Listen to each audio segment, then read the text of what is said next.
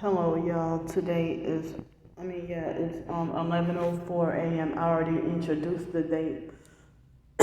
Excuse me. So here's an update on what happened.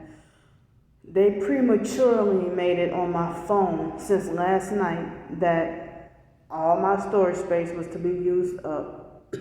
And I heard that means that they're hacking my phone or in my phone when they do that. So they gang stalked me super heavy. I told y'all already about the guy in the red shirt and the Mississippi license plate and the one tail light. Then they had these two nurses in a red Toyota Corolla pulled up when I came downstairs. Then it was another red SUV, I don't remember what it was, that was waiting for me. And then they hurried up and quickly and cowardly drove off. You know, once I walked towards the front office of, yeah, I'm gonna say it, the dirty downtown Days Inn Hotel. So I was so mad. I was supposed to have been just checking out by now, but I didn't even get to use the whole free day. I was denied breakfast as a guest, and let me tell you what these dirty dogs did. That black ghetto female in the I'm black too, but she wanted to get gangsta and ghetto with me with an attitude and treated me like I was too dumb. She treated me like I was too dumb to read the sign on the front door. And so then,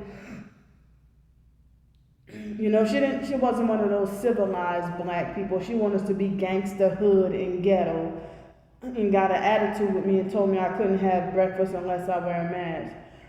And I said, of course I questioned her about it. I said, since when do we have to wear a mask and stuff? And she, got really nasty with me and saying there's a sign on, yeah, they back to doing that again. Because I was able to check in with no mask yesterday. Nobody said anything yesterday. So this was all staged. Here in Pensacola, Florida, the mask restrictions are not heavy, Especially right now, most people are back to normal. It's just suggested mask and social distance, but not mandatory. So then, she tried to say with an attitude. When I asked her, I said, why are you talking to me? Why are you getting rude with me and stuff like that? Because I told you 3 times. Yes, that number 3. I told you 3 times. 3 times. So, yeah, one of those occult numbers 3 times. But no, you were rude the first time. So then when I told the young kid at the front desk, and I don't know if he was Hispanic or Native American, I don't think he was Asian, but he acted very Americanized, and he got a little smart ass with me too and tried to lie and say that the CDC, first he said that it's been going on a long time ago. Then he turned around and said, oh, it was just 2 or 3 weeks ago. I said, I was just recently here, and even the last time, nobody said anything. So let me tell you what these dirty dogs did. I got frustrated and mad. It was about 8 o'clock. And I got mad. I didn't even take my shower. I did the previous video. I did a video, and I got mad and packed my stuff and left. I didn't even clean and organize the hotel room like I usually do on my own, I usually, take out my own trash and set it aside and stuff. I just left everything as is. And so, when they were perping me super heavy, with so many red cars and they're trespassing on private property, the gang stalkers surveilling and following me and moving funny and making me feel uncomfortable and making me feel scared and threatened. So I went back in there, turning my keys, and I said, is that it? And he said, yeah. I said, well, I'm about to get an Uber. Oh, ma'am, you can't stand inside. Why not? Because you don't have on a mask. And so I ignored him and I stood and got my Uber anyway, but the Uber was coming in 4 minutes.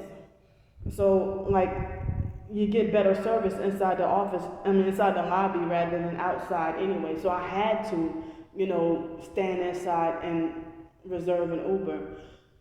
So then, as I was going outside, they had a black male perp. I didn't know he was a perp at first. And he was empty-handed, and he had on a white shirt with red writing on it. Now, the other perp had on a red shirt with white writing on it. And so, then I asked him, before I realized he was a perp, I asked him if he if he minded to open the door for me, because I had my big book bag plus the big ass sleeping bag, and I asked him if he could open the door for me. And he blocked the door while opening it for me. And I'm like, you know what, just never mind. And then he acted like as if he wanted me to bump into him. And I'm like, no, just don't worry about it. So then he properly opened the door like how I wanted him to open it. Because I wanted, like, when you open this door for somebody, like, why don't you stand behind it, like, out of the way? Isn't that the objective? But nah, he just wanted to be lazy with it, and while he was already inside and blocking me, So he hurried up and went inside. And then, of course, that young kid tried to bully, harass, and lecture me about, the guy at the front desk tried to lecture me about following rules and stuff like that. And I don't follow gang stalker rules, especially when they're hypocritical and only for me. When other gang stalkers, they don't have to follow those rules. So I was denied breakfast. And then the guy that held the door open for me, he hurried up just right quick, had on no mask at all. Went in there and got a bag of breakfast, got a bag of food, and then looked all over the place like a sneaky thief or something like that. And then hurried up and ran into a black SUV. And I think it was another GMC Envoy, but with the Florida license plate instead of a Mississippi one. And it also had one tail light. And I took a picture of that one. I don't remember if that was the same vehicle, but he hurried up and ran and got in the passenger side of the vehicle and then rode off. Like he was riding in the passenger side of the vehicle. And then they hurried up and drove off, like off the premises. But they don't tell these gang stalkers when they surveilling and gang stalking me and they're not paid guests or they're not guests at the hotel, and they, do illegal stuff on the property. Plus they had some noise harassment that the moment I walk outside, they start with the leaf blower or weed eaters or whatever, fake cutting grass just to make noise and stuff like that. Wait till I walk out of the door.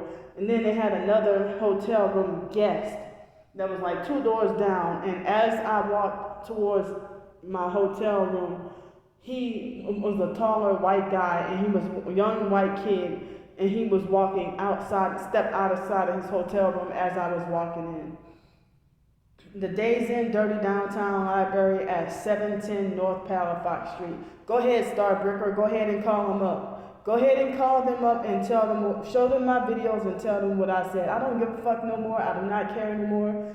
I'm not frightened anymore of you devils.